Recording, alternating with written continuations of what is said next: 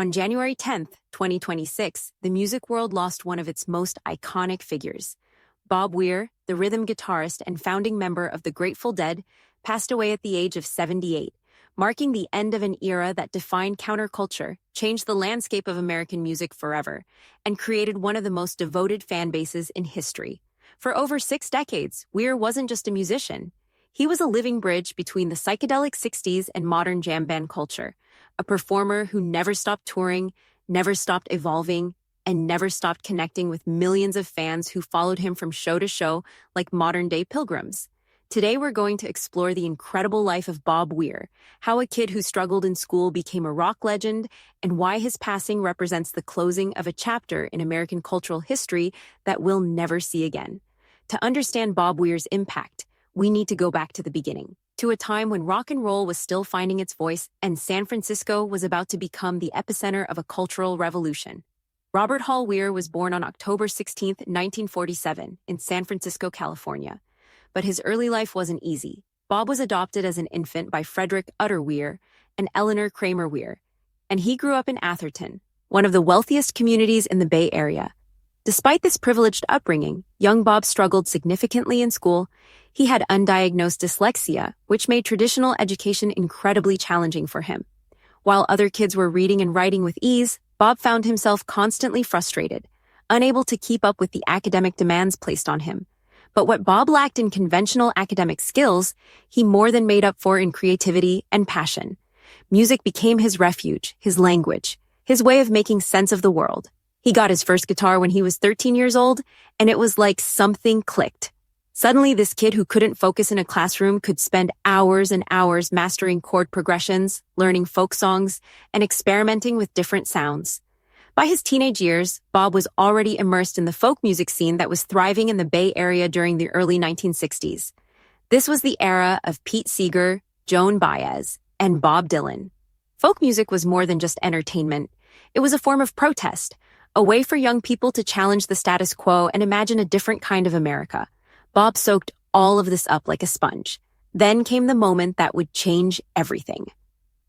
On New Year's Eve, December 31st, 1963, 15-year-old Bob Weir walked into a music store in Palo Alto.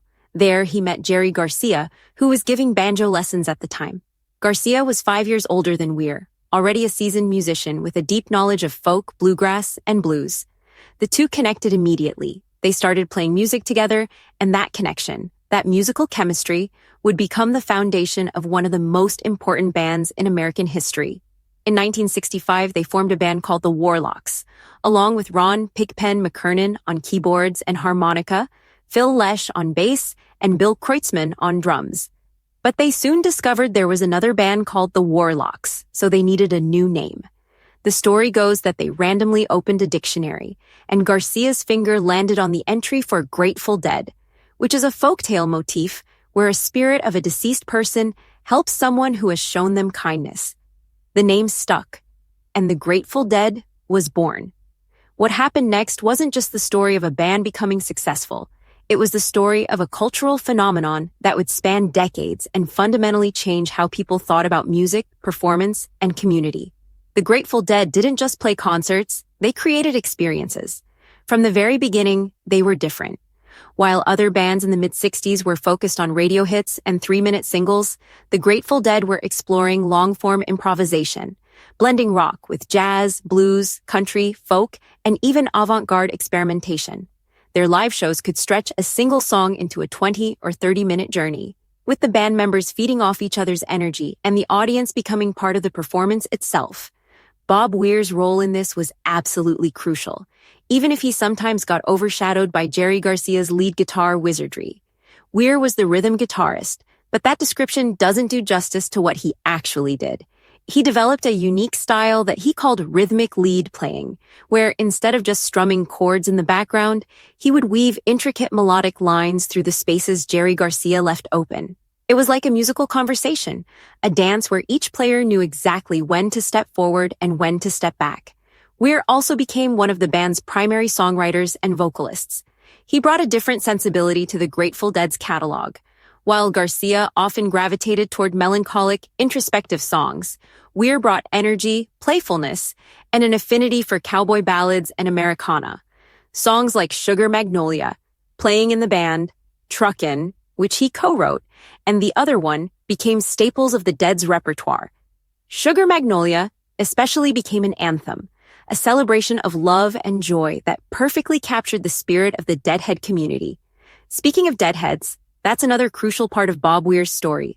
The Grateful Dead cultivated the most dedicated fan base in rock history.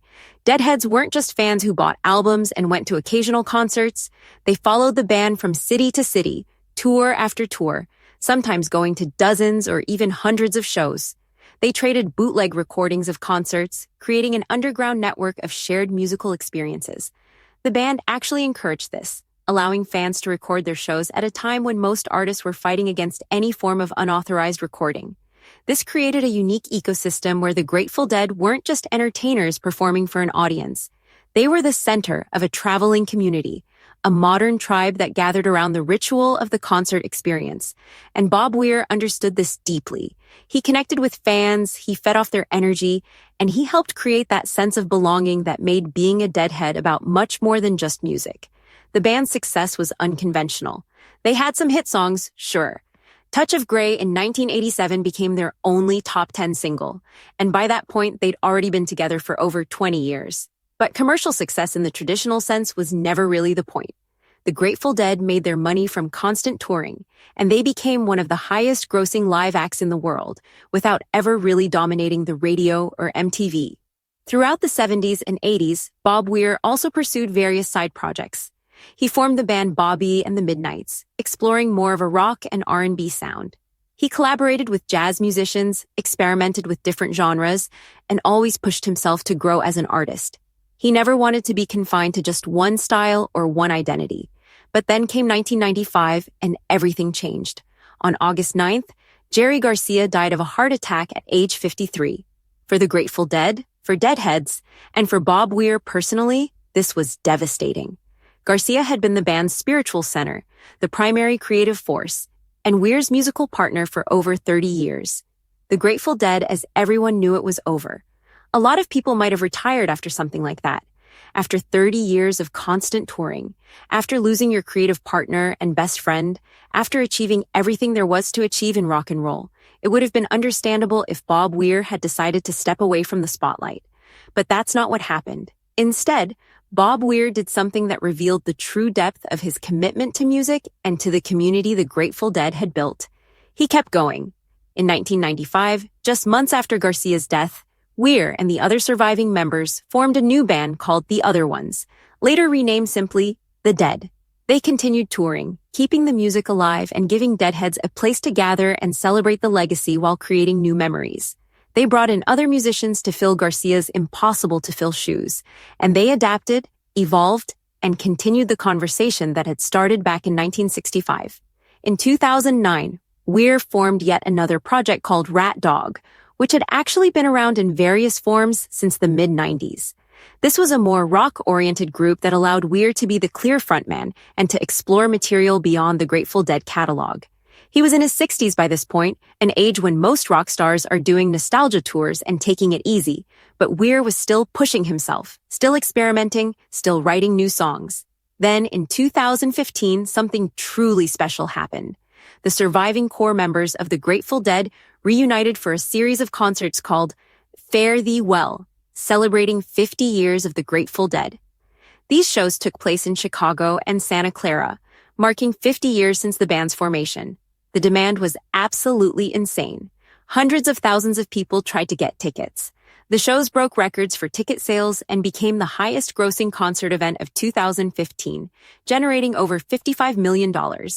Bob Weir was 70 years old at that point, and he commanded the stage with the same energy and passion he'd had as a teenager playing with Garcia in that Palo Alto music shop. It was a powerful reminder that the music, the community, and the spirit of the Grateful Dead were about something much bigger than any individual member. After the Fare Thee Well concerts, Weir continued performing with yet another group called Dead and Company, which paired the surviving Grateful Dead members with younger musicians including John Mayer on guitar. This collaboration introduced the Dead's music to a whole new generation, with Mayer bringing his own massive fan base into the Deadhead community. And Weir, even in his 70s, continued to tour relentlessly, playing over 100 shows some years. He never stopped. That's the thing about Bob Weir that really stands out. While other musicians from his era faded away or became caricatures of themselves, playing the same hits the same way year after year, Weir kept evolving. Every performance was different. Every night was a new conversation between the musicians and the audience. So what does Bob Weir's life and career really tell us about music, about dedication, about staying true to yourself?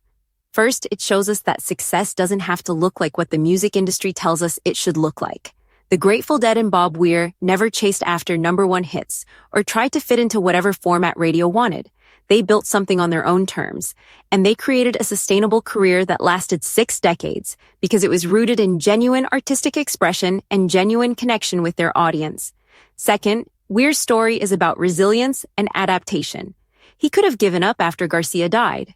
That would have been the easy path. Instead, he honored his friend's memory by keeping the music alive, by continuing to perform, by refusing to let the end of one chapter mean the end of the story. Third, Bob Weir's career demonstrates the power of collaboration and community. He was never the biggest star in the Grateful Dead. He wasn't the lead guitarist. He wasn't always the primary songwriter, and he often stood literally and figuratively in Garcia's shadow. But he understood that being part of something bigger than yourself, contributing to a collective vision, can be more meaningful than individual glory. And finally, Weir's life shows us what it means to truly love what you do. He didn't need to keep touring in his 70s. He'd already made his mark on music history. He had financial security. He could have retired to a quiet life, but he kept performing because the music was who he was. It wasn't just his career. It was his identity, his purpose, his way of connecting with the world. Let's talk about the concrete impact Bob Weir had on music and culture, because it's truly staggering.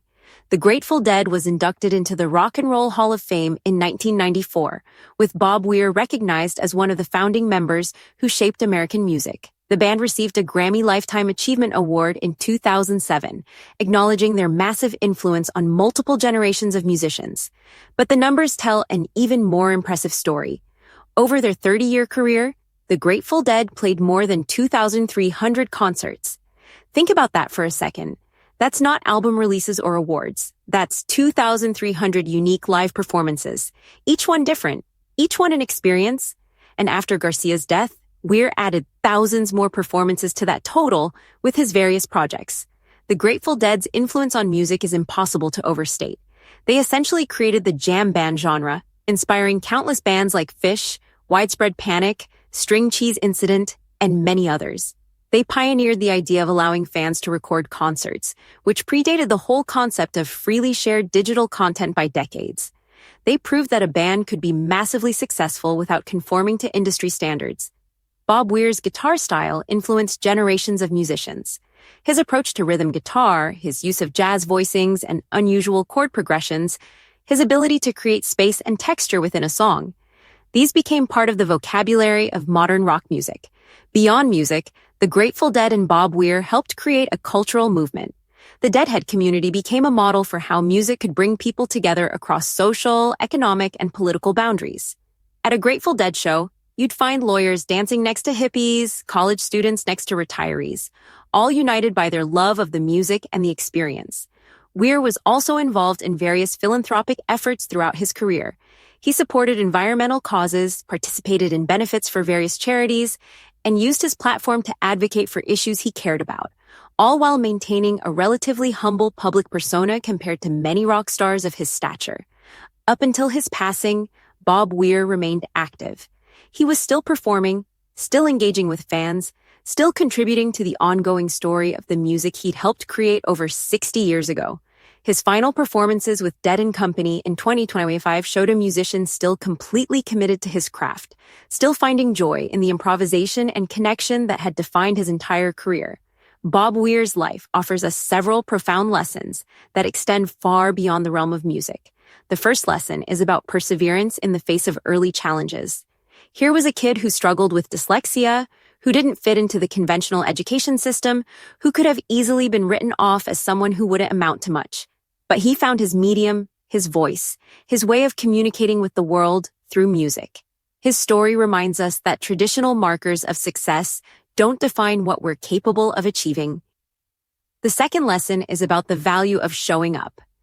Bob Weir's career wasn't defined by a single moment of genius or one incredible achievement.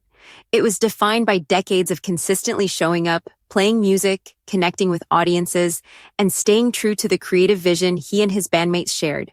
Success, real lasting success, often comes from dedication and consistency rather than from one flash of brilliance. The third lesson is about community and connection. In an increasingly fragmented world, the Grateful Dead and Bob Weir created something that brought people together. They showed that music could be more than entertainment. It could be a shared experience that creates bonds between strangers and gives people a sense of belonging. In 2026, as we grapple with social media algorithms that divide us and digital experiences that isolate us, the model of real human connection that the Grateful Dead created seems more valuable than ever. The fourth lesson is about artistic integrity. Bob Weir and the Grateful Dead never sold out. They never compromised their vision to chase commercial success. They built their career on their own terms, and in doing so, they created something authentic that resonated with millions of people. In a music industry that often pressures artists to conform, to follow trends, to prioritize profits over creativity, Weir's career stands as a testament to the power of staying true to yourself. And the final lesson is simply about passion. Bob Weir performed into his 70s not because he had to, but because he loved it. He found something he was passionate about when he was 13 years old, and he never let go of it. That kind of dedication, that kind of love for what you do, is rare and inspiring. Bob Weir's passing on January 10th, 2026, at the age of 78 marks the end of an extraordinary life and an extraordinary career. But in many ways, what he built will never end. The music is still being played. The community he helped create still gathers. The influence he had on American culture continues to ripple outward. Think about this. Bob Weir spent over 60 years making music, playing thousands of shows, connecting with millions of people. He survived the excess of the 60s, the challenges of the 70s and 80s, the loss of his closest musical collaborators. And he kept going. He adapted. He evolved. He never stopped growing as an artist and as a person. His story reminds us that a life well lived isn't about fame or fortune, though he had both. It's about finding something you love and dedicating yourself to it completely. It's about building community and connection. It's about staying true to your values even when it would be easier to compromise. It's about showing up day after day, year after year, and giving everything you have to the thing you believe in. The Grateful Dead's motto was, "What a long, strange trip it's been," from their song, Truckin'. And what a trip it was for Bob Weir. From a struggling student who found refuge in music, to a teenage musician meeting his future bandmate in a music shop, to a founding member of one of the most influential bands in history, to an elder statesman of rock and roll still performing with passion and energy into his late 70s. It was indeed a long, strange, and absolutely beautiful trip. Now I want to hear from you. Were you a Deadhead who saw Bob Weir perform live? Did his music impact your life in some way? Or maybe you're just discovering the Grateful Dead now and want to know where to start? Drop your thoughts, your memories, and your questions in the comments below. Let's keep the conversation going and celebrate the incredible legacy of Bob Weir together. And if you enjoyed this video, make sure to like, subscribe, and hit that notification bell so you don't miss our future deep dives into the lives and legacies of music's most important figures. Rest in peace, Bob Weir. The music never stops.